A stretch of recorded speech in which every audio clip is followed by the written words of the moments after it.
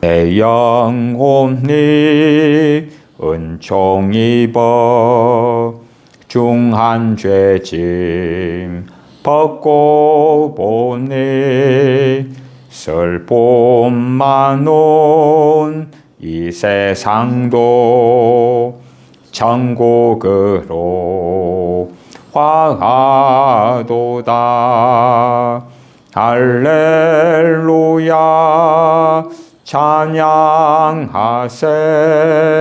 내 모든 죄 사함받고 주 예수님 동행하니 그 어디나 하늘나라 주의 얼굴 뵙기 전에 멀리 뵈던 하늘나라 내 마음속에 이루어지니 날로 날로 가깝도다. 할렐루야 찬양하세. 내 모든 죄 사함받고 주 예수님 동행하니 그 어디나 하늘나라 높은 산이 거친 돌이 조막이나 궁궐이나 내 주 예수 모신 곳이 그 어디나 하늘나라 할렐루야 찬양하세. 내 모든 죄 사함받고 주 예수님 동행하니 그 어디나 하늘나라. 찬송가들 가운데서는 우리 믿는 이들이 공감하기 어려운 찬송가의 가사들이 있을 때가 있습니다. 특별히 점점 성령 세례, 성령 충만이 사라져가는 세대 가운데서는 많은 찬송가들의 가사가 마음에 와닿지 않고, 그러기 때문에 찬송가를 부를 때마다 점점 유감스럽게도 형식적으로 변하고야 많은 어리석음들이 생겨가기도 합니다. 왜요? 찬송가의 많은 가사들에 공감하지 못하니까 종교적으로 변하고 형식적으로 변해가기도 쉽기 때문에 그렇습니다.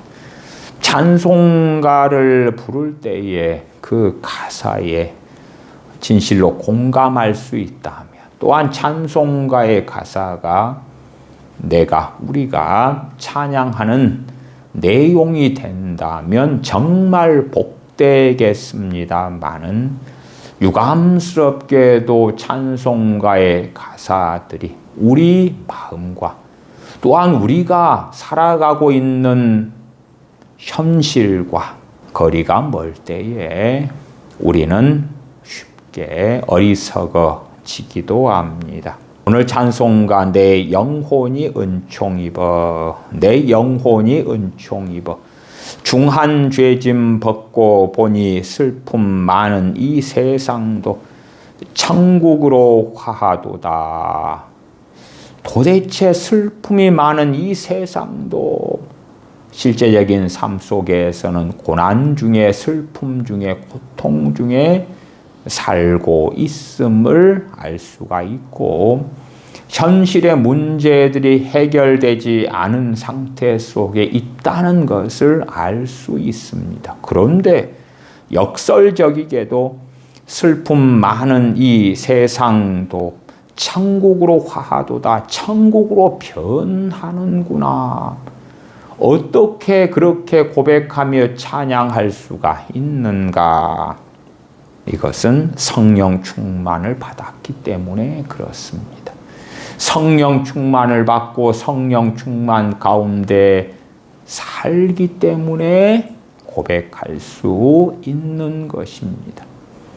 많은 믿는 사람들이 성령 충만과 관계없는 삶을 사노라면은 이러한 내 영혼이 은총 입어 같은 찬송가는 예수님을 믿는 사람들이 기록하고 부르는 것인데, 이것은 현실과 너무나 동떨어져 있다. 내가 경험하고 체험하고 살아가는 나의 신앙생활, 나의 삶하고는 너무나 거리가 먼데, 그렇게 어리석어지기도 합니다. 주의 얼굴 뵙기 전에 멀리 뵈던 하늘나라, 주 예수를 믿기는 하는데 멀리 있는 하늘나라 천국, 그러나 이것이 내 마음속에 이루어지니 어떻게요? 기도 생활을 많이 했어요? 전도를 많이 해서? 봉사를 많이 해서? 아니에요. 선물로 성령님께서 임하시기 때문에 그렇습니다. 우리 주님께서 아버지께 구하여 또 다른 보혜사 되시는 성령님을 보내주시고, 성령님으로 세례를 주시고 성령 충만을 주시기 때문에 그렇습니다. 성령님의 부어지심이 있기 때문에 멀리 뵈던 하늘나라가 내 마음속에 이루어지니 날로 가깝도다. 높은 산이 거친 들이 초막이나 궁궐이나 내 주 예수 모신 곳이 그 어디나 하늘나라.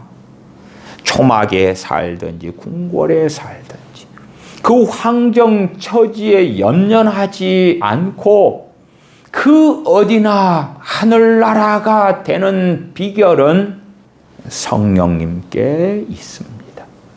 그 사람이 성령 충만을 받았는가?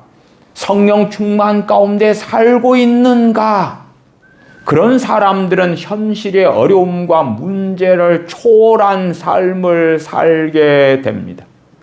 초월한다는 것이 현실의 어려움과 문제를 쉽게 해결한다거나 문제들이 없어진다는 것을 이야기하는 것은 아닙니다. 그러나 어려움 가운데 있지만 주님과 함께 그 사람은 그 어려움을 지나가는 것입니다. 살아계신 하나님께서 아버지 되셔서 그의 어려움과 고난 가운데 함께 동행해 주시는 것을 그는 누리고 그 가운데 살기 때문에 내 주 예수님 모신 곳이 그 어디나 하늘나라 라고 고백하는 것입니다.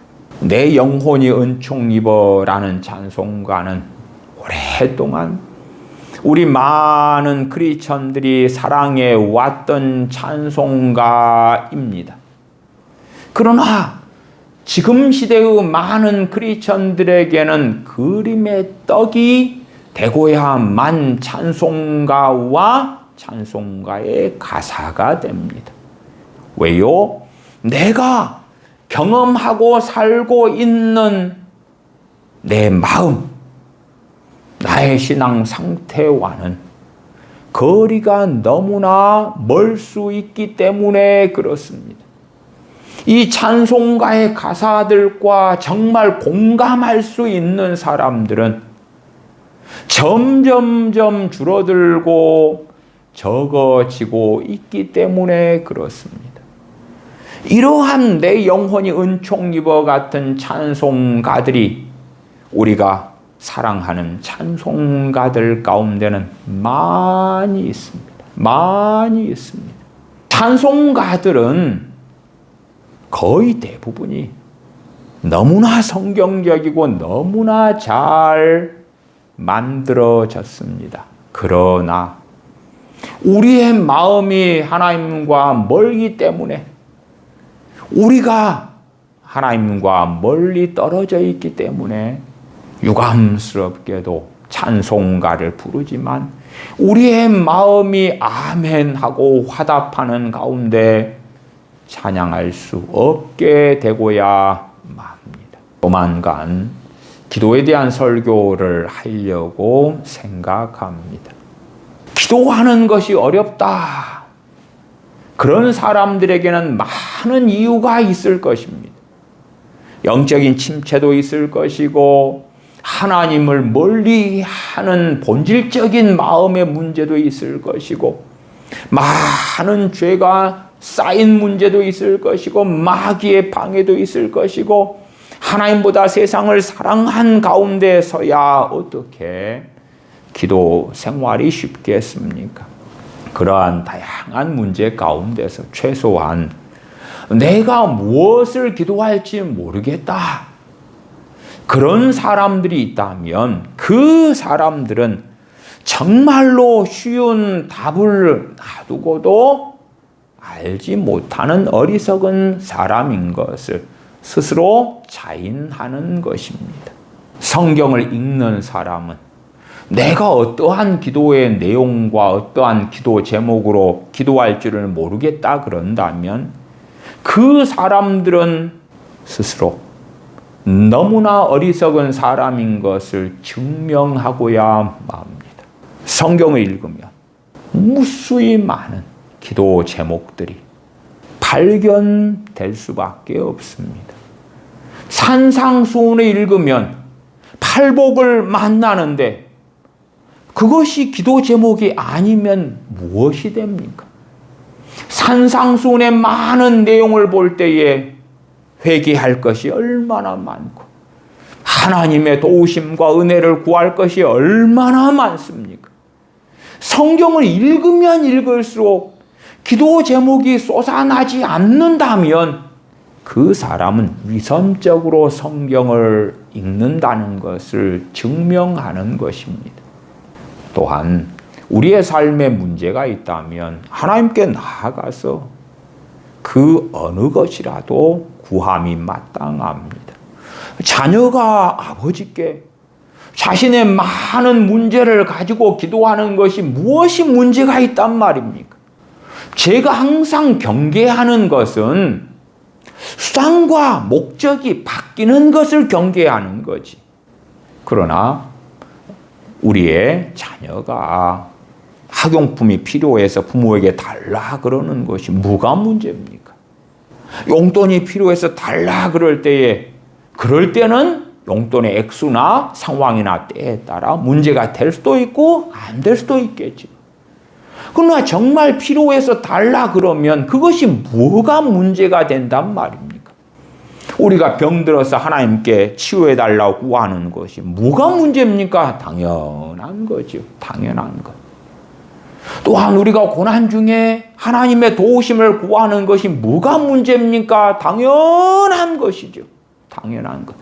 우리가 하나님을 만날 만한 때, 그때가 고난당할 때에, 병들었을 때에, 문제가 생겼을 때에, 그때가 하나님을 만날 만한 때가 되죠.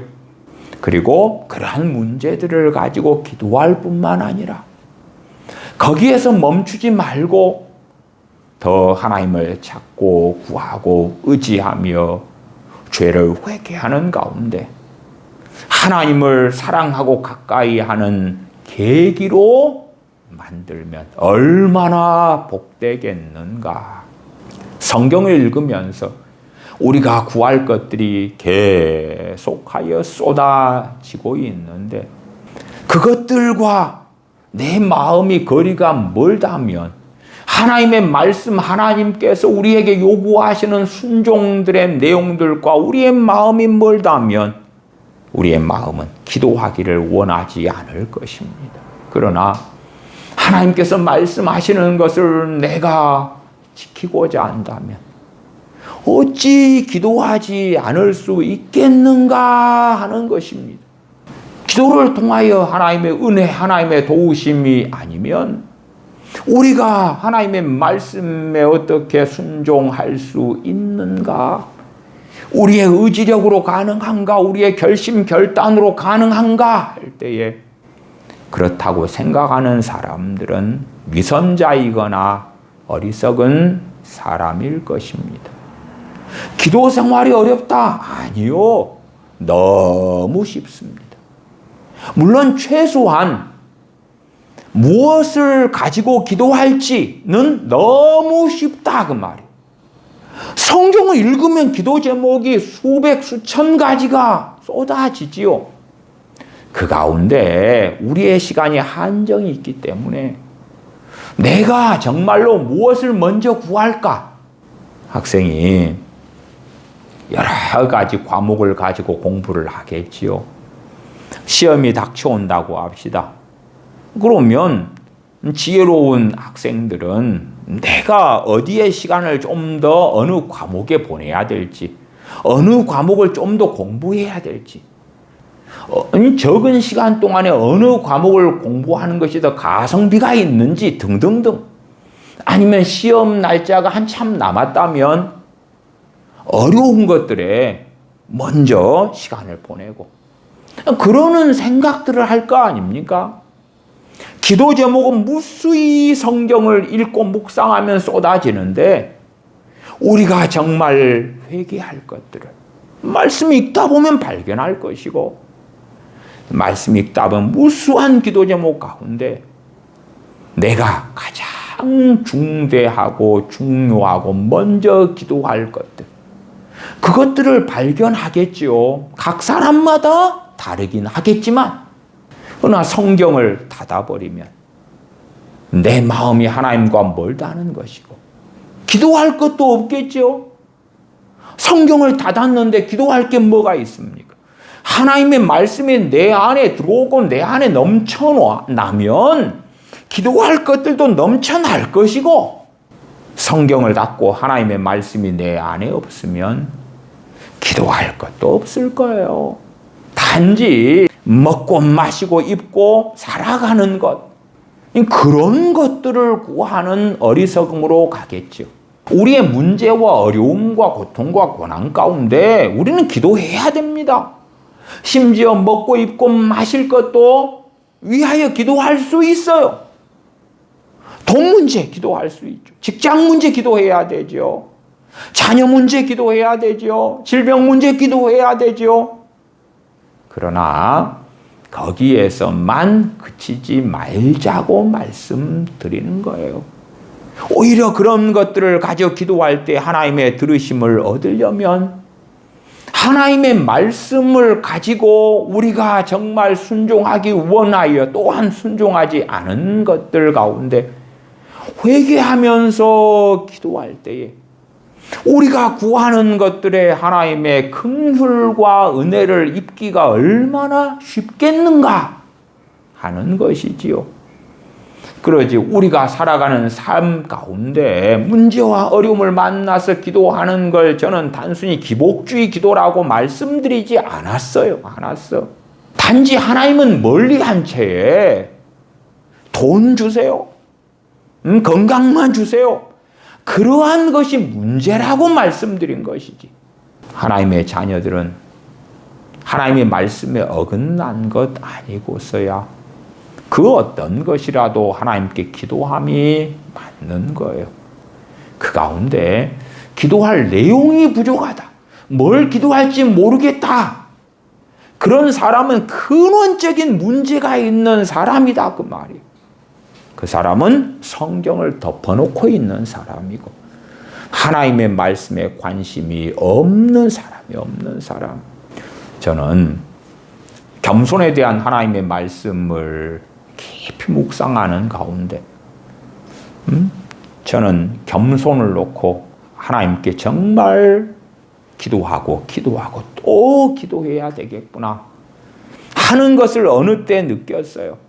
그 다음에는 많은 기도 제목 가운데 저는 겸손을 놓고 기도하는 것이 제게는 너무나 중요한 기도 제목이 되었어요. 어떨 때는 기도를 1시간 한다 그러면 겸손을 놓고 교만을 회개하면서 기도하는 것이 1시간이 돼버릴 때도 있었어요.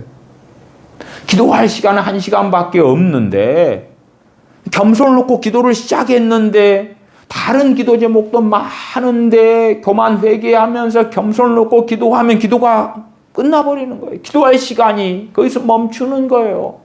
또한 지혜를 놓고 기도할 때도 하나님께서 말씀하시는 성경의 지혜와 세상 지혜는 너무 다른 것입니다. 하나님께 지혜를 구하는 것, 나아가서 잠언 말씀대로 내 명체를 의지하고 살아온 것, 내 알량한 지혜로 살아온 것, 그러한 것들을 회개하는 것도 너무나 많고 지혜를 구하는 것도 어떨 때 기도하다 보면 30분, 1시간이 되는 거예요. 기도 제목은 많은데 어쨌든 제 우선순위를 가지고 기도해야 될 거 아닙니까? 이런 구체적인 기도 생활에 대해서는 제가 과거 10년 전 그 이전에 많은 기도 시리즈 설교들을 통해 구체적으로 말씀드려 왔어요. 요즘에는 좀 더 말씀을 해석하고 그 다음에 이 말씀을 가지고 어떻게 살아야 하는가 하는 구체적인 것은 좀 적게 다루고 있어요. 그러니까 기도 생활에 대한 자세한 제가 성경을 해석하고 설명드리는 구체적인 삶에서의 기도 생활에 대한 말씀들은 10여 년 전 그 이상의 설교들을 찾아서 들어보셔야 될 거예요. 그러나 원론적인 이야기는 뻔하잖아요. 내가 정말로 하나님께서 말씀하신 것에 관심이 있고 그걸 구하는가? 그러려면 성경을 펼치면 되는 거예요. 펼치면 되는 거예요. 성령 충만을 받지 않은 사람은 성령 충만을 가지고 30분, 1시간씩 기도해도 부족합니다. 단지 한 줄로 성령 충만을 아버지여 주소서 하고 끝나가지고 성령 충만을 받는다면 얼마나 좋겠습니까? 그러나 그렇게 해서는 받지 못합니다. 절대적으로 못 받는다는 건 아닙니다만은 그렇게 해서 성령 충만을 구하고 받는 사람은 1000명 가운데 하나 있을까 말까 그렇다 그 말이에요. 성령 충만을 달라고 간절히 기도하고 사모하고 기도하고 기다리고 고대하고 믿고 기도하고 그러는 사람들이 성령 충만을 받아요. 주시면 좋고 안 주시면 말고 그런 게 아니라 결사각오로 주기철 목사님이 일사각오 그런 설교를 했던 것처럼 성령 충만에 대한 그 필요성, 긴급함, 절박함, 중요성 그런 걸 깨닫고 아는 가운데 성령 충만하지 않은 이들은 성령 충만을 구하는 것이 너무나 중요하구나. 제가 성령 충만에 대한 설교들을 주일마다 지금 하고 있습니다. 오늘도 성령 충만에 대한 설교예요. 정말 긴급하고 중요하다. 그러면 우리의 가장 중요한 기도 제목들의 리스트에 들어가 있어야 되죠. 그래서 그걸 먼저 구하고 또 구하고 그 다음에 그 중요한 기도 제목들을 아뢰고 그 이후의 기도의 시간들은 적절하게 나누어서 기도하면 되겠죠.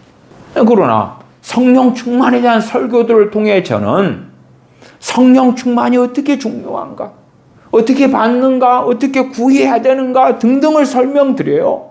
그러나 설교를 단순히 듣는 것만으로 성령 충만을 받는 분들은 극히 희소합니다. 성령 충만 설교를 들은 다음에 갈급하고 원하고 기도하고 구하고 때로 금식하면서 엎드리고 그런 사람들이 받거든요. 근데 어느 때가 되니까 성령님에 대하여 또한 성령 세례와 성령 충만에 대하여 설교하는구나. 그리고 지나가 버리면 그 사람은 정말 다이아몬드보다 귀한 것을 놓쳐버리는 것입니다. 금덩이보다 귀한 것을 놓쳐버리는 크리스천이 되고야 마는 것이에요. 그러한 크리스천들은 내 영혼이 은총 입어 찬송가를 불러도 내 마음의 상태, 내가 살아가는 삶의 현실과는 너무나 거리가 멀구나.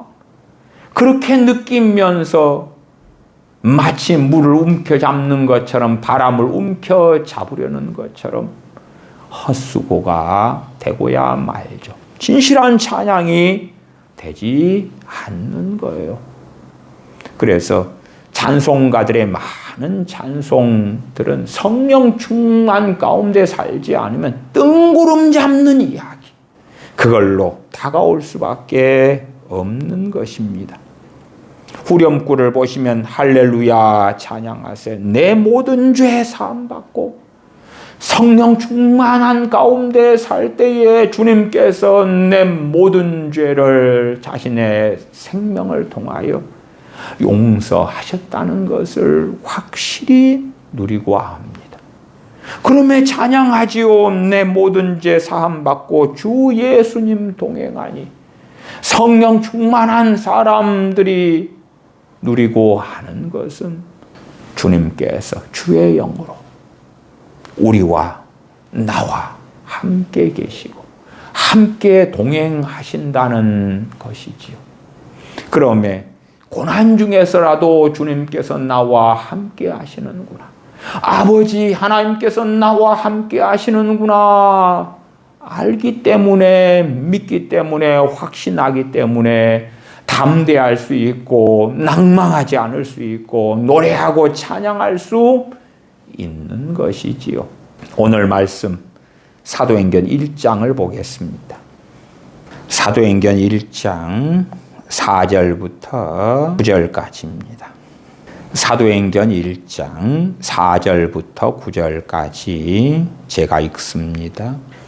사도와 같이 모이사 저희에게 분부하여 가라사대 예루살렘을 떠나지 말고 내게 들은 바 아버지의 약속하신 것을 기다리라.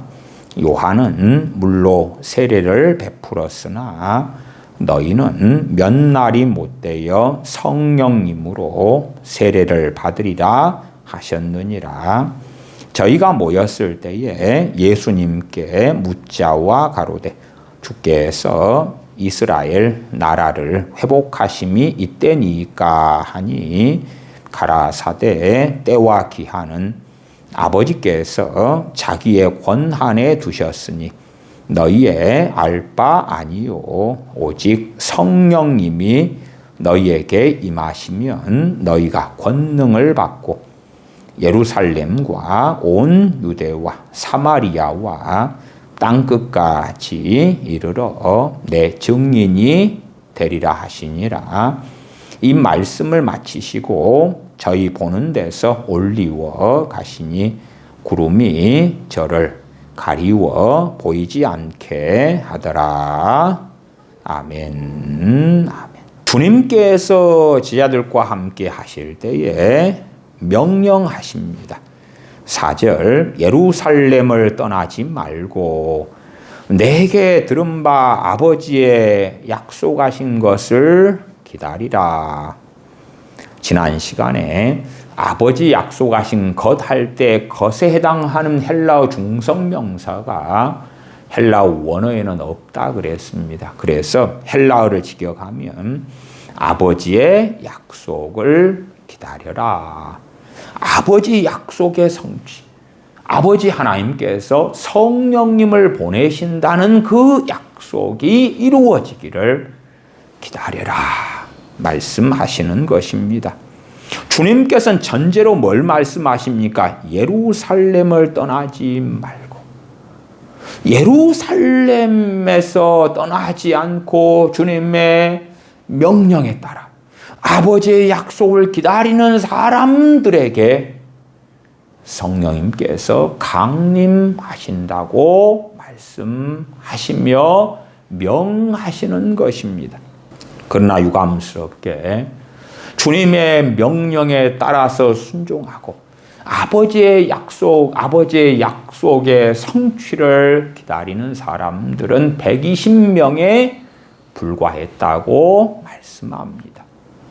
예루살렘을 떠나지 말고 그랬는데 갈릴리로 가버리고, 그랬는데 베들레헴으로 가버리고, 그랬는데 어디 다른 데로 가버리고, 그런 사람들에게도 오순절에 성령님께서 강림하셨느냐 할 때 그럴 수는 없죠. 그럴 수는 없어요. 예루살렘을 떠나지 않고 주님 명령하심에 순종하여 아버지의 약속의 성취를 기다린 120문도들에게 성령님께서는 오순절에 강림하셨던 것입니다. 5절, 요한은 물로 세례를 베풀었으나 너희는 몇 날이 못되어 성령님으로 세례를 받으리라. 주님의 제자들은 이미 주님을 믿은 사람들, 다시 말하면 중생한 사람들입니다. 중생한 사람들이 구원받아요. 구약이든 신약이든. 그렇기 때문에 주님께서는 요한복음에서 니고데모에게 너가 이스라엘의 선생이 되어서 중생에 대하여, 거듭남에 대하여 알지 못하느냐. 사람이 물과 성령님으로 거듭나지 아니하면 하나님의 나라에 들어갈 수가 없다. 어떻게 사람이 모태에 다시 들어갔다가 다시 태어날 수 있습니까? 주님께서 니고데모를 책망하시는 거예요. 이스라엘의 선생이면서도 거듭남 중생에 대하여 모르니까.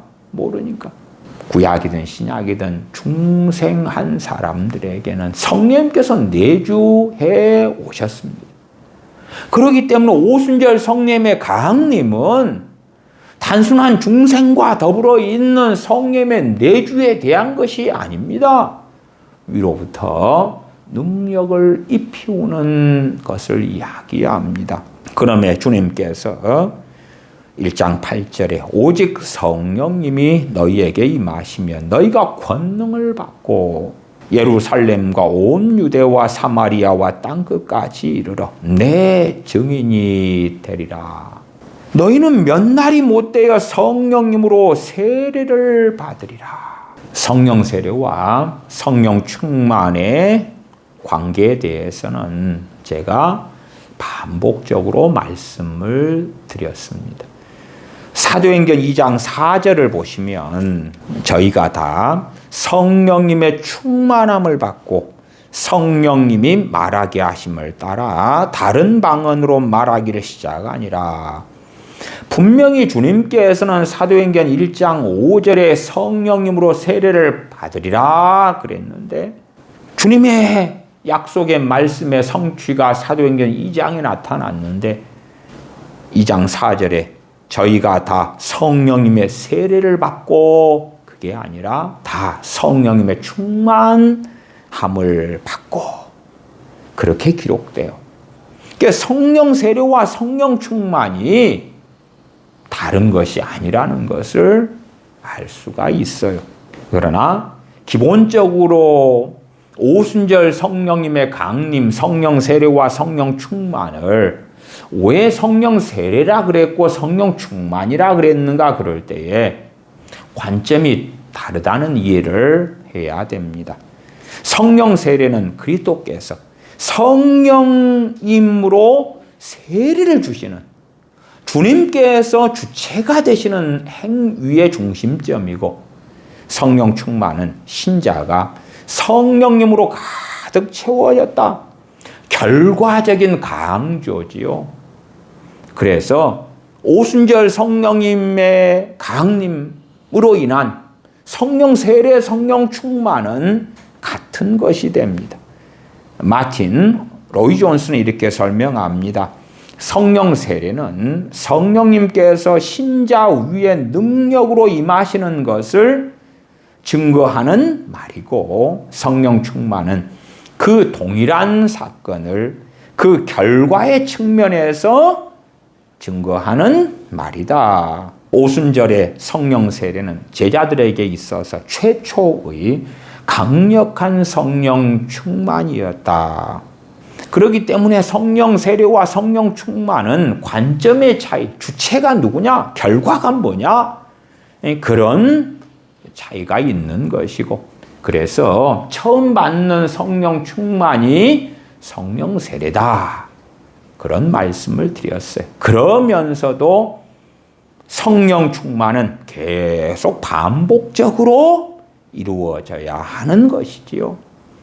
사도행전 4장에도 핍박받은 교회가 함께 모여서 일심으로 기도할 때에 거기에 모인 이들에게 성령 충만을 주셨다고, 그들이 성령 충만을 받았다고 사도행전 4장에는 기록합니다. 마틴 로이 존스 목사님의 설명을 더 읽어드리면, 성령 세례의 특징은 첫째, 하나님의 사랑에 대한 압도적 확신이 온다.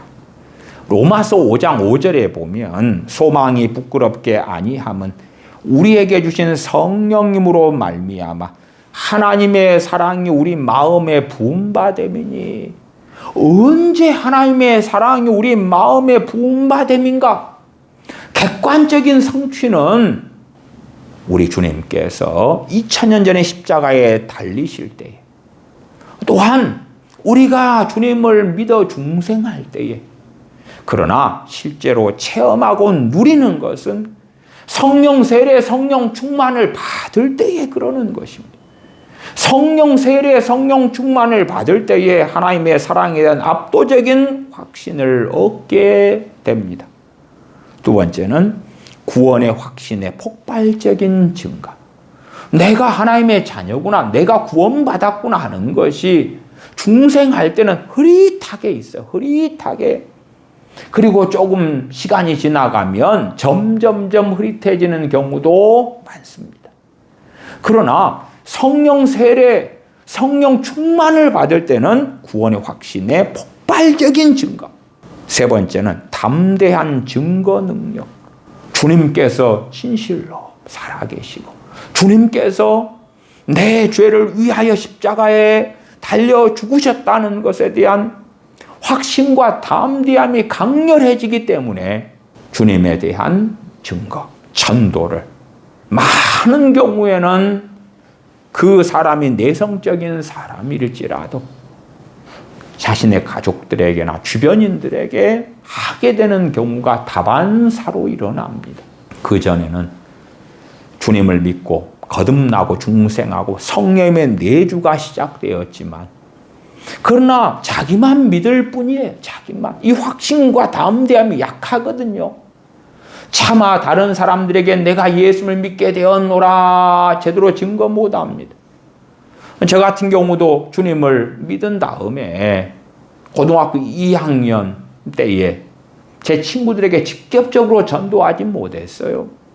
그래서 칠판에 있다가 점심시간 같은데 성경 구절을 하나씩 칠판 가쪽에 한 켠에 적어놨어요. 점심시간 끝날 때는 또 지우고요. 그런 것. 그러나 성령 충만, 성령 세례를 받은 다음에는 담대하게 이야기하는 것이에요. 나 예수를 믿었다고. 예수님께서 나를 위해 십자가에 달려 죽으셨노라고. 하나님이 살아계시다고. 담대하게 증거하게 된 거예요. 네 번째, 하나님의 임재의 직접적인 체험이 성령 세례, 성령 충만을 받을 때에 있다.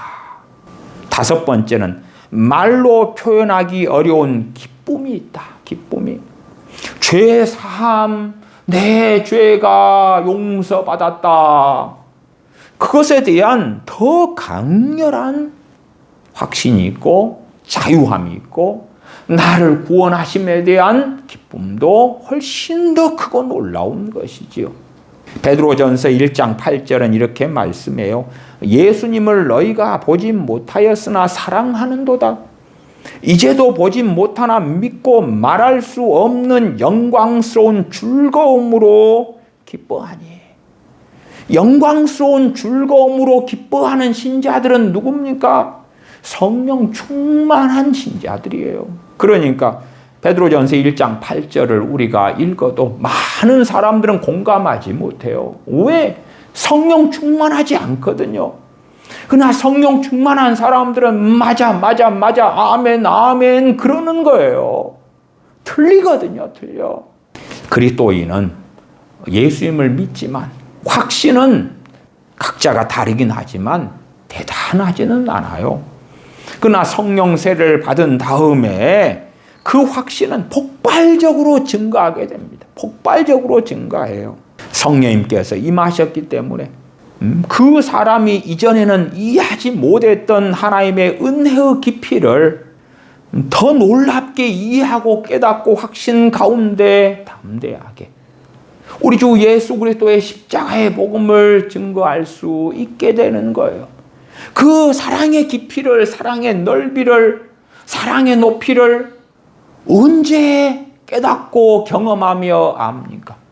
성령 세례와 성령 충만을 받았을 때에 이해하고 아는 것입니다. 물론 성령 충만을 받은 다음에 그 성령 충만, 선물로 받은, 은혜로 받은 성령 충만을 잃어버린다면 하나님의 사랑, 우리 주 예수 그리스도의 사랑의 넓이, 깊이, 높이, 그 측량할 수 없는 사랑과 은혜에 대하여 점점점 흐릿해지고 소경이 되어지고 알지 못하는 어리석음 가운데 빠지게 되겠죠.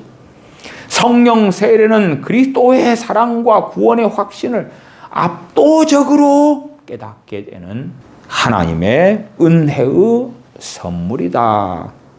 성령 세례는 단순한 신학적인 동의가 아니라 확신과 담대함을 낳는다. 성령 충만은 확신을 낳는다. 확신은 담대한 증언으로 이어진다. 그렇기 때문에 성령 세례의 결과는 전도의 담대함이다 라고 마틴 로이 존스 목사님은 증거합니다. 유감스럽게도 종교개혁자들은 성령 세례를 중생이다, 예수님 믿어서 그리스도와 연합된 것이다, 그렇게 해석해 버리고 말았다고 제가 앞에서부터 말씀드렸어요. 고린도전서 12장 13절에 보면 우리가 다 성령님으로 세례를 받아 그러한 성령님으로 세례받은 사건에 대하여 종교개혁자들은 이건 중생이다, 중생. 성령 세례 이퀄 중생이다. 그것은 종교개혁자들의 심각한 오류가 됩니다. 그렇기 때문에 중생했다, 성령 세례 받았다 이렇게 말해버리니까 약속하신 성령님을 기다려라 하는 말씀에 우리 각자 믿는 사람이 순종해야 되는데 그렇지 않게 되고 말았지요. 마틴 루터는 성령 세례는 칭의 사건이다, 중생 사건이다 그렇게 주장했고, 존 칼빈도 성령 세례는 중생이고 그리스도와의 연합이다. 예수님 믿을 때 주님과 연합하잖아요. 그렇게 설명하고 이해했던 것이에요. 이렇게 했기 때문에 전통적 개혁주의에서는 중생, 거듭남이 성령 세례다 그렇게 가르쳐 왔던 거예요. 그래서 대한민국의 장로교는 대부분이 전통적 개혁주의이기 때문에 예수님 믿으면 성령 세례 받은 거야. 그러나 사도행전 1장과 2장을 통해 볼 때 성령 세례는 성령 충만이라는 걸 알잖아요. 저는 일반적으로 성령 세례는 가장 처음 받는 성령 충만이다 이렇게 말씀드렸고, 그 다음에는 다 성령 충만이라는 단어 표현을 사용함이 맞다 이렇게는 말씀드렸어요. 어쨌든 중생한 것이 성령 세례 받은 거다라고 전통적 개혁주의가 말하고, 이 전통적 개혁주의를 따른 대표적인 교단이 대한민국으로 한다면 장로교단이기 때문에 성령 세례에 대한 이 놀라운 말씀이 감춰져 버린 거예요. 감춰져 버려. 덮여져 버린 거죠. 물론 오순절 주의에서는 성령 세례는 중생 후에 있는 두 번째 은혜다. 그러니까 예수님을 믿어 거듭나 하나님의 자녀가 되었다. 그래서 구원받았다. 첫 번째 은혜. 그러나 두 번째 은혜를 받아야 된다. 물론 오순절 주의에서는 전반적으로 성령 세례의 증거는 방언이다. 또 은사를 굉장히 강조한 이런 측면이 있죠. 그러나 최소한 오순절 주의에서의 장점 중에 하나가 성령 세례를 매우 강조했다는 사실이에요. 중생은 성령 세례가 아니다. 마틴 로이존스 목사님도 중생은 성령 세례가 아니다. 그렇게 잘 가르쳐 왔다 말씀드렸어요. 그러면 제가 근대 교회 가운데서 하나님께 귀하게 쓰임받은 주의 종들이 회심한 것, 성령 충만, 성령 세례받은 것에 대하여 설명을 얼마간 드리려고 그럽니다. 물론 하나님께 쓰임받은 이들이 특별했기 때문에 이들이 성령 세례받았다, 성령 충만받았다 그런 이야기 아닙니다. 그러나 이 유명한 하나님의 사람들에 대해서는 그들이 쓴 일기도 있고 그들의 자서전, 그들의 삶에 대한 다양한 증거 자료가 있기 때문에 이들을 예시로 말씀드리는 거예요. 이 하나님께 쓰임받은 하나님의 사람들이 하나님의 부르심에 화답했고 순종할 수 있었던 능력의 원천에는 이들이 받은 성령 충만이 있었다고 말씀드리는 거예요. 그러니까 우리가 이 하나님의 사람들, 와, 그들은 탁월한 하나님의 사람들이었어 라고 인정한다고 합시다. 그런데 탁월한 하나님의 사람인데 그들이 성령 충만을 받았기 때문에 하나님께 쓰임받았다면 우리는 대부분 탁월하지 않잖아요. 그러면 우리의 작은 부르심 가운데 하나님을 기쁘시게 하려면 그 탁월한 하나님의 사람들보다 우리는 더 성령 충만이 더 절대적이고 중요한 것이에요. 우리는 그 탁월한 하나님의 사람들보다 훨씬 못해요. 훨씬 못해. 그들은 지성적이고 그들은 많은 지혜를 가지고 있고 그런데도 그들은 성령 충만을 받아가지고 하나님께 쓰임받았어요. 그렇지 못한 우리들은 훨씬 더 성령 세례와 성령 충만을 받아야 되죠. 미국의 1차 대각성 운동에 쓰임받았던 조나단 에즈워즈 목사님. 조나단 에즈워즈 목사님은 1703년에 태어나서 1758년까지 살았습니다. 그분이 회심했을 때는 1720년대 초반, 그러니까 약 17살에서 18살 때 그는 회심했어요. 그때 조나단 에즈워즈 이분은 그 유명한 예일대에 다니고 있었을 때였습니다. 그때에 그는 회심했어요. 그리고 성령 충만은 언제 받았는가? 성령 세례죠. 가장 먼저 받은 성령 충만. 그것은 정확하게는 기록되지 않지만 첫 번째 받은 성령 충만, 성령 세례인데 22살에서 27살 사이로 알려집니다. 어떻게 받았는가 할 때에 그가 개인적으로 말씀을 묵상하면서 하나님께 기도하는 중에 성령 충만을 받았다고 알려집니다. 조나단 에즈워즈 목사님 회심은 17살, 18살. 그리고 그가 처음 받은 성령 충만은 22살에서 27살 어느 때라고 알려져요. 그 다음에 조나단 에즈워즈 이분은 자신이 회심 이후에 중생 거듭남이지요. 이 회심 이후에 반복적으로 성령 충만을 받았었다고 증거합니다. 그래서 그는 이렇게 책에 기록해요. 하나님의 영광에 대한 달콤하고 압도적인 느낌을 경험했노라고. 특별히 1737년경인데 이때는 미국의 1차 대각성기 때입니다. 이때에 숲속에서 하나님의 말씀을 묵상하면서 기도하는 중에 영혼이 거의 녹아내리는 듯한 하나님의 사랑의 충만을 경험했다고 증거해요. 1737년경이다 그러면은 조나단 에즈워즈 목사님의 34살 때.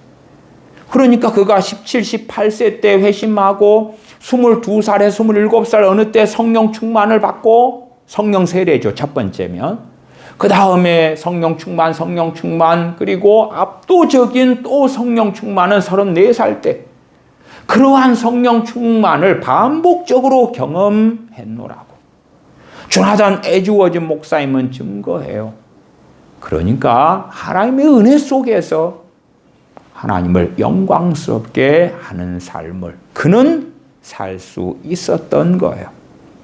조나단 에즈워즈 목사님의 성령 충만의 대부분은 혼자 하나님의 말씀을 묵상하면서 기도하다가 받았다고 증거됩니다. 제가 감리교회 창시자인 요한 웨슬리 그분의 올더스 게이트에서의 체험에 대해서도 말씀을 2번을 드렸어요. 요한 웨슬리 그분은 올더스 게이트 체험을 한 직후에는 자신은 진정한 회심을 했다 이렇게 증거하다가 그가 노년됐을 때는 자신이 구원의 확신을 얻은 사건이다. 그리고 올더스 게이트 체험 이전에도 자신은 어느 정도 믿음이 있었다고 이야기를 해요. 말이 좀 바뀌죠. 초기하고 노년하고. 그래서 고전적인 웨슬리안은 이것은 회심의 순간이다. 이것은 칭의의 순간이다. 중생이다. 이렇게 해석하지만 19세기 성결운동에서는 요한 웨슬리의 올더스 게이트 체험에 대하여 웨슬리는 이미 크리스천이었다. 그렇기 때문에 올더스 게이트는 성령 충만을 받은 사건이었다. 이렇게 19세기 성결운동에서는 해석을 해요. 그에 대해서는 반복적으로 말씀을 드렸고 하나님의 사람인 조지 휘필드. 조지 휘필드 목사님은 21살 때 회심했습니다. 조지 휘필드의 일기도 있어요. 그가 옥스퍼드 대학에 다닐 때에 깊은 내적 체험, 죄책감 때문에 하나님께 엎드리는 가운데 그는 회심하게 됩니다. 그때가 21살 때고 그 다음에 그는 설교와 전도 사역에 헌신하는 그때쯤 그 전후로 알려져요. 그의 나이가 23살에서 24살 때 21살에 회심하고 23살에서 24살경 설교와 전도 사역을 하는 그 전후에 그는 기도하며 금식하며 하나님께 엎드렸습니다. 그때에 그가 성령 충만을 받았노라고 증거됩니다. 조지 휘필드가 하나님께 그렇게 놀랍게 쓰임받을 수 있었던 능력의 원천에는 성령 충만이 있었던 거예요. 21살에 회심하고 23살, 24살 그때에 그가 주의 종으로 본격적으로 사역하는 그때에 그는 기도하며 금식하며 하나님께 엎드렸던 것이고 그때에 그에게 성령님의 부어주심이 있었다. 찰스 피니는 미국의 2차 대각성 운동의 중심 인물이에요. 찰스 피니 목사님은 1792년에 태어나서 1875년까지 살았습니다. 찰스 피니 이분은 독특한데 이분은 변호사예요. 변호사가 되어가지고 법률사무소에서 재판 준비 중에 깊은 죄책감에 사로잡힙니다. 그래서 숲속으로 들어가서 하나님께 엎드려 기도합니다. 그는 그곳에서 하나님께 나는 항복했습니다. 그리고 중생했습니다. 기록합니다. 변호사 사무실에서 변호사로서 법률 사무실에서 재판을 준비하다가 어떠한 깨달음이 온 거죠. 그래서 숲속으로 들어가서 기도하면서 하나님께 굴복하고 주님을 믿고 거듭납니다. 그리고 다시 법률 사무소로 돌아와요. 그리고 성령 충만은 언제 받았느냐 할 때 그날 밤에. 그게 참 놀랍죠. 찰스 피니의 자서전도 유명합니다. 그의 회심에 대해서는 이렇게 기록합니다. 나는 하나님께 자신을 전적으로 드렸고 그 즉시 내 영혼에 평안이 임했습니다. 회심 사건이고요. 그날 밤 사무실에서 법률 사무실에서 성령 세례를 받게 됩니다. 뭐 집회에 가서도 아니고 금식하다가도 아니고 주님을 믿은 다음에 얼마 뒤에 그날 밤에 성령님께서 나의 몸과 영혼을 꿰뚫고 지나가는 것처럼 느껴지는 방식으로 내 위에 내려오셨습니다. 그것은 액체 같은 사랑의 파도처럼 느껴졌습니다. 나는 기쁨과 사랑으로 큰 소리로 울었습니다. 그날 밤 찰스 피니는 회심한 그날 밤에 성령 충만을 받은 것을 그의 일기에 기록합니다. 액체 같은 사랑의 파도처럼 자신에게 와닿았다. 기쁨과 사랑으로 인하여 큰 소리로 울었다. 이 변호사가 법률사무소에서 재판 준비하는 중에 성령 충만을 받게 됩니다. 그리고 그는 미국 제2차 대각성 운동의 중심 인물이 됩니다. 우리가 잘 아는 D.L. 무디가 있습니다. 무디 선생님, 전도자 무디. 1837년에 태어나서 1899년까지 살았습니다. D.L. 무디 선생님 이분은 12살 때에 에드워드 킴벌 목사님의 전도 설교와 권면을 통해서 마음을 주님께 드리면서 중생합니다. 12살 때의 무디 선생님은 거듭나요. 그리고 크게 무디 선생님의 성령 세례와 성령 충만을 받은 사건이 2가지 정도 알려집니다. 아리 토레이 목사님은 무디 목사님과 함께 사역했던 귀한 하나님의 종인데 그는 하나님께서 D.L. 무디를 왜 사용하셨는가 하는 글을 씁니다.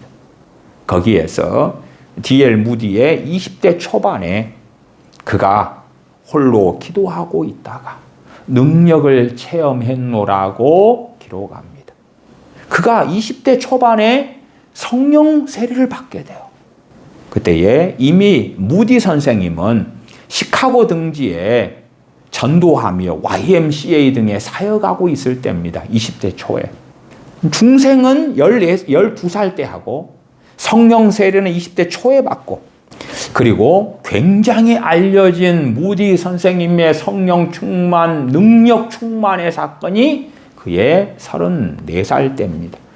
연도로는 1871년이고 그때에 무디 선생님이 뉴욕에서 크게 전도 집회를 했을 때입니다. 그 전도 집회를 마치고 나왔을 때에 어느 2 여성이 그에게 옵니다.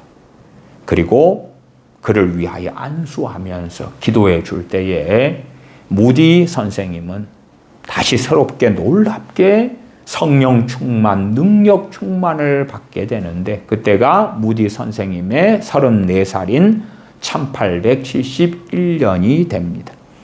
그에 대하여 무디 선생님은 그렇게 말합니다. 하나님의 능력이 내 위에 임하셨습니다. 나는 그분의 사랑을 그렇게도 강하게 경험하였습니다. 그렇게 증거합니다. 최소한 무디 선생님도 역사적인 기록에 2번의 성령 충만에 대하여 기록되고 알려져 있기도 합니다. 무디 선생님과 함께 쌍벽을 이루며 사역했던 R.A. 토레이 목사님이 있습니다. 저 같은 경우도 R.A. 토레이 목사님의 저서들, 설교집들을 참 많이 즐겨 읽어왔습니다. R.A. 토레이 목사님은 1856년에 태어나서 1928년까지 살았습니다. 그가 회심했을 때는 10대 후반이고요. 그는 죄책감을 깊이 있게 느끼는 가운데 하나님께 자신을 드리면서 회심했다고 기록하고요. 그가 성령 충만을 받은 것은 20대 후반으로 알려집니다.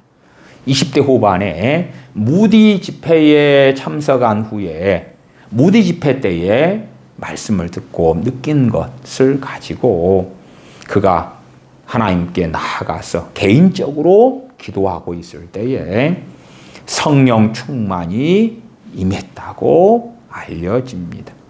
무디 집회 때 받은 영적 감동을 가지고 간절히 혼자 하나님께 나아가 기도하고 간구하는 가운데 성령 충만을 R.A. 토레이 목사님은 받았던 것입니다. 그것이 R.A. 토레이 목사님이 하나님 앞에서 신실하게 살아갈 수 있었던 놀라운 비결이 됩니다. R.A. 토레이 목사님은 무디 목사님과 함께 사역하고 무디 목사님과 쌍벽을 이루는 하나님의 종으로 살아갔습니다. 우리가 잘 아는 찰스 스펄전 목사님, 설교의 황태자, 알려진 그분은 1850년에 회심했는데 이때의 나이가 약 16살 때입니다. 그 이후에는 성령 충만을 반복적으로 자신이 받았노라고 증거했습니다. 남아프리카와 국제 선교 운동의 지도자였던 유명한 앤드류 머레이 목사님. 앤드류 머레이 목사님은 40권 이상의 책들을 저술했지요. 우리 한국 크리스천들에게도 매우 익숙한 하나님의 사람입니다. 이 앤드류 머레이 목사님은 1828년에 태어나서 1917년까지 살았습니다. 그가 회심했을 때는 15살 무렵이었고요. 그가 성령 충만을 받은 것은 그때 이후로 몇 년 후인데 개인적으로 성령 충만을 갈망하면서 간절히 기도한 결과로 성령 충만을 받았다고 증거합니다. 주님께서 약속하신 너희는 몇 날이 못되어 성령님으로 세례받으리라.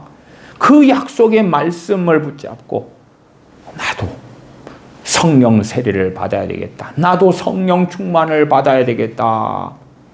그러면서 간절히 개인적으로, 집회가 아니라 개인적으로 하나님께 나아가 기도하고 간구한 결과 성령 충만을 받았다. 아사 마한이라는 목사님이 있습니다. 아사 마한 목사님은 오벌린 대학교의 초대 총장인 분이고 그분은 19세기 미국 성결운동을 신학화하고 체계화한 유명한 하나님의 사람이에요. 이 아사 마한 이분이 회심했을 때는 24살 때가 되고요. 그가 오벌린에서 성령 충만을 받았을 때가 40살이 됩니다. 당시에 오벌린 대학교의 교수로 유명한 찰스 피니 목사님이 부임하고 그때 총장이 이 아사 마한이에요. 그리고 오벌린 부흥 가운데서 아사 마한은 40살에 성령 세례와 성령 충만을 받게 됩니다. 그렇기 때문에 그가 미국 성결운동에 대한 신학을 체계화할 수 있는 일에 귀하게 쓰임받을 수 있기도 했다. 유명한 하나님의 사람 가운데 A.B. 심슨 목사님이 있습니다. A.B. 심슨 목사님은 1843년에 태어나서 1919년까지 살았는데 그가 20살 때 회심을 했고 성령 충만을 받았을 때는 22살에서 24살 사이에 받았다고 기록됩니다. 이때 그가 겪은 것은 사랑과 능력의 충만을 경험했다. 또한 사역과 전도에 대한 놀라운 열정이 자신에게 부어졌다고 증거합니다. 물론 A.B. 심슨 목사님의 생애에 있어서는 22살에 24살 어느 때 성령 충만을 받은 것만이 아니라 1874년 31살 때에 A.B. 심슨 목사님이 병들어 아파서 있을 때에 하나님을 만날 만한 기회를 타고 하나님께 질병 가운데 간절히 엎드려 기도했을 때에 성령 충만을 받았노라고 증거합니다. 대부분의 경우는 성령 충만을 받은 하나님의 사람들의 경험은 하나님의 말씀을 붙잡고 개인적으로 하나님께 나아가 기도하는 가운데 받았지요. 물론 어떤 분들, 아리 토레이 목사님 같은 분이야 무디 집회에 참석한 다음에 집회에서 받은 말씀에 대한 감동, 깨달음을 가지고 그걸 붙잡고 하나님께 개인적으로 기도하고 나아가서 성령 충만을 받기도 했지요. 사도행전 4장의 본문을 봐보십시다. 사도행전 4장 29절부터 보십시다. 핍박받는 교회의 기도인데, 주여 이제도 저희의 위협함을 하감하옵시고 또 종들로 하여금 담대히 하나님의 말씀을 전하게 하여 주옵시며 손을 내밀어 병을 낫게 하옵시고 표적과 기사가 거룩한 종 예수님의 이름으로 이루어지게 하옵소서 하더라. 기도 응답은 우리의 선의 결과가 아닙니다. 기도 응답은 하나님의 은혜의 선물이에요. 기도 응답은 선물이에요. 우리가 기도 응답을 받기 위하여 하나님께 뭔가를 제시하고 내놓고 그 대가를 지불함이 아닙니다. 성령님을 선물로 받는 것도 우리 주님의 생명으로 인하여, 우리 주님의 구속으로 인하여 하나님의 자녀들이 성령 세례, 성령 충만을 받을 자격, 받을 값이 지불된 것입니다. 핍박받는 초대교회 교회는 함께 모여 기도합니다. 무엇을 가지고 기도합니까? 자신들에게 핍박이 멈추게 해달라거나 자신들의 일신의 안위를 위해서 기도하거나 세상에서 성공하기 위한 능력을 위하여 구함이 아닙니다. 핍박받는 그 현실에서 29절 종들로 하여금 담대히 하나님의 말씀을 전하게 하여 주옵시며 성령 충만을 통해 주어지는 건 증인되는 능력이거든요. 그리스도인으로 그리스도를 증거하면서 삶 가운데서나 직접적인 전도를 통해서나 또한 성령 충만을 받을 때에 성령님의 은사들이 함께 주어질 때가 많습니다. 그래서 일반적으로 어떤 사람이 성령 충만을 여러 번 받았다 그러면 성령님의 은사들도 더 다양해지고요. 더 깊어지고. 그러나 성령 충만을 받은 적이 딱 한 번이다. 성령님의 은사들도 별로 없고 한 번이다 하면 받은 다음에 성령 충만을 까먹고 시간이 흘러서 하나님의 사랑의 그 깊이 높이 넓이가 어떠함도 잊었겠지요. 그런 이들에게 성령의 은사는 약해졌을 것이고 받았다 할지라도 혹은 받은 경우라도 아주 적고 희소하고 드물었을 거예요. 사도행전 2장에서 초대교회 120문도는 성령 충만을 받습니다. 이 초대교회 중심 인물들이 당연히 120문도지요. 거기에는 사도들이 중심이 또한 되고요. 30절에 손을 내밀어 병을 낫게 하옵시고 자신들의 영광이 아니라 주님의 복음이 더 확실하게 증거되게 하기 위하여 구하는 것입니다. 표적과 기사가 거룩한 종 예수님의 이름으로 이루어지게 하옵소서. 내 이름이 아니라 내 영광이 아니라 내가 누구에게 안수했는데 누가 고쳐졌어요. 내가 기도했는데 응답받았어요 하는 자기 영광을 구함이 아니라 우리가 기도해서 응답받았다 한다면 그 이유는 주님의 이름으로 구했기 때문에 그래요. 주님의 십자가의 대속에 은혜가 있고 주님께서 자신의 이름을 우리에게 사용할 수 있도록 허락하셨기 때문에 그래요.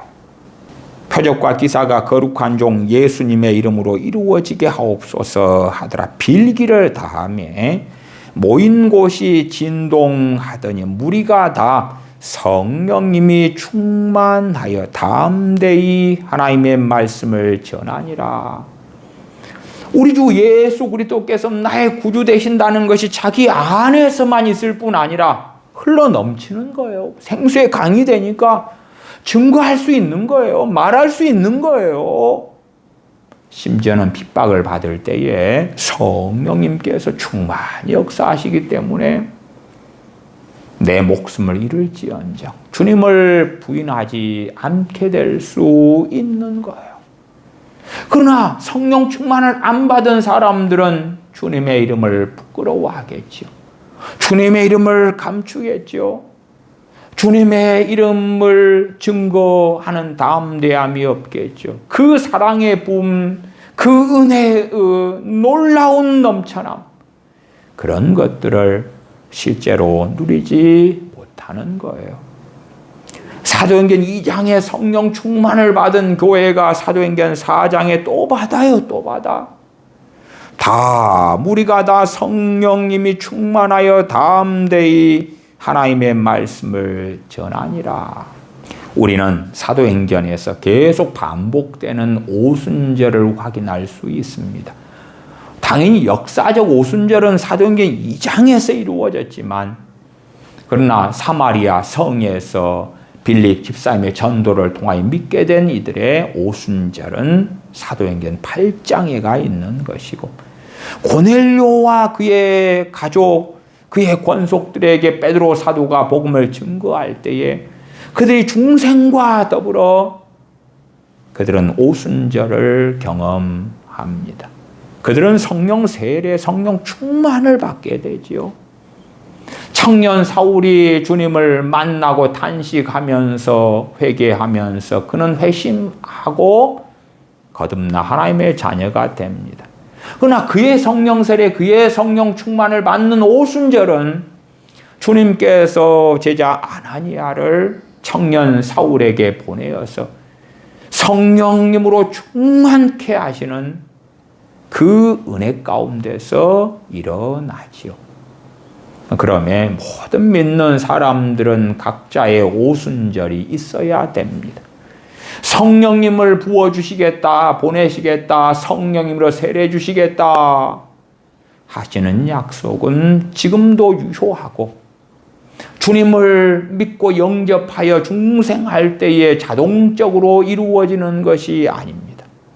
한 걸음 나아가서 에베소서 5장 18절 말씀대로 술 취하지 말라, 이는 방탕한 것이 오직 성령 충만을 받으라.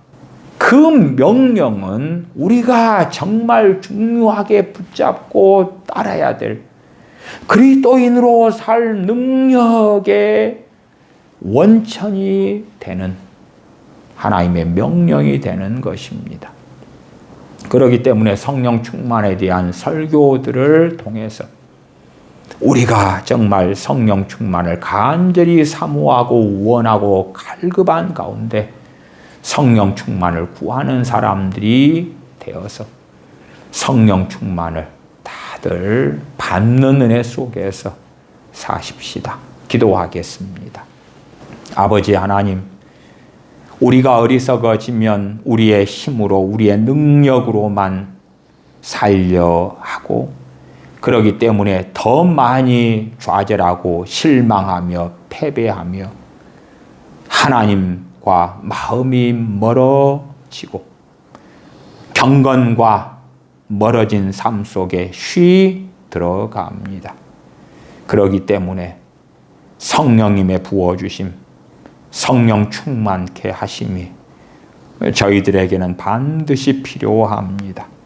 그러므로 저희가 간절히 사모하고 전능하신 아버지께 아버지의 약속을 저희들에게 또한 성취해 주시기를 구하며 나아갈 때에 저희에게 우리 주 예수 그리스도의 이름으로 성령님을 부어 주시옵소서. 성령 충만을 저희에게 주시옵소서. 그리하여 우리의 영광이 아니라 아버지의 영광, 아들의 영광을 위하여 사는 저희가 되게 하여 주시옵소서. 우리 주 예수님의 이름으로 기도하옵나이다. 아멘. 아멘. 축도하겠습니다. 이제는 우리 주 예수 그리스도의 은혜와 아버지 하나님의 크신 사랑하심과 성령님의 교제 교통 충만케 하심이 하나님의 자녀들에게 영원토록 함께 계실지어다. 아멘.